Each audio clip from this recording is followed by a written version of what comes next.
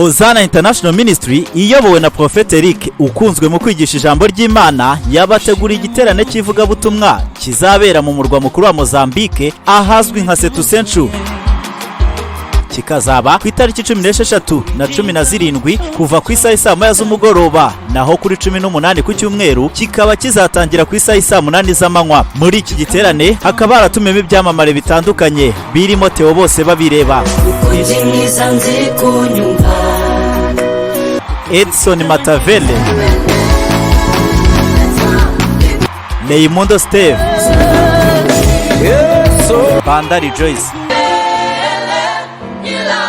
ndetse n'umuhanzi ukunzwe cyane Mugideon